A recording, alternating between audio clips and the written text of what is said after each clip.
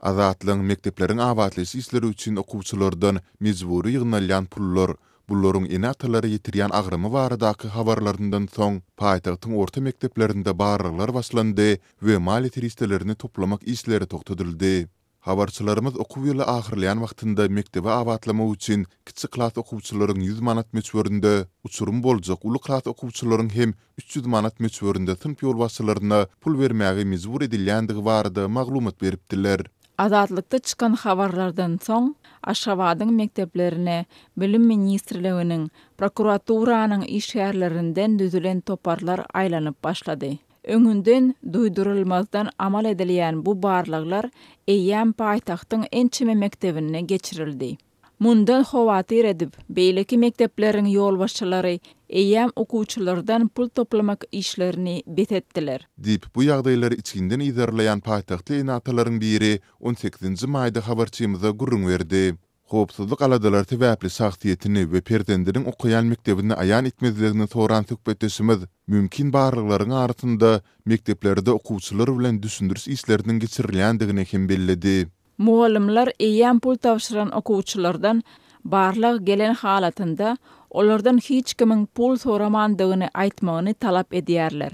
Şeýle de mektepdäki bolýan ýagdaýlary azatlyga ýa-da beýleki garaşsyz neşirlere ýetirmezlik barada duýduruş berýärler. Muallimler munyň paýjygaly netijeleri bilen haýwat atýarlar. Diýip söhbetdeşimiz çağısynyň mektepde başdan geçiren tejribesini gurrun berdi. Türkmenistanyň kronikasy neşri hem öz habarçylaryna talgylanyp, Aşgabatyň mekteplerinde okuwçylardan pul toplamak işleriniň saklanandygyny tasdiklaýar. Neşriň maglumatyna görä enatalara awatlysy işleri üçin nagd pullaryň deregine, imulsy, boýok ýaly guruluş teristlerini getirmek mümkinçiligiň bardygy. Şeýle-de maliýe ýagdaýy bolmady gojalyklara umuman hiç ýyly hemaýatyň gerek däldigi aýdylypdyr. Neşir okuwçylardan mejburi pul toplamak işleriniň toktatylmagynyň sebäpleriniň dogry aýdyn däldigini, emma enatalaryň köpüsiniň muny bu baradaky habarlaryň garaşsyz media teristlerinde peýda bolmagy bilen baglanşdyrýandygyny ünti çekýär.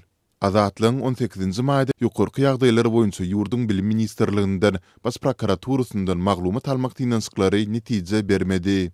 Mundan öň Azatlyň habarçylary enatalaryň mektep administrasiýasynyň okuwçylardan pul toplamagynda nägile bolýandygyny, ýöne mektebiň awatlysy işlerine madda goşun goşmakdan ýüzüwrýän okuwçylaryň pes bahalar bilen jazalandyrylýandygyndan howatyr edip, muňa boýun bolýandyklaryny anyk tapdylar.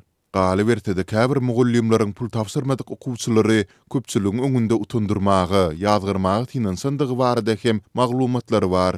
Türkmenistanda häkimetler durly bahanalar bilen mektep okuwçylarynyň enatalaryndan, mektep we beýleki bilim terbiýetçilik idaralarynyň işgärlerinden, mugullimlardan, galy bertede beýleki büdjet işgärlerinden ýygyderli görnüşde pul ýygnaýar. Türkmenistanda orta mekteplere awatlamak işlerine köplenç tomsyň başlarında badalgy berilýär. Azatlyk radiosynyň habarçylary mundan ozal Türkmenistanyň döwlet büdjeti düzülende orta mektepleriň awatlysy işleri üçin gosmaçy mal ýetiristleriniň bölünip berilmeýändigini habar berdiler.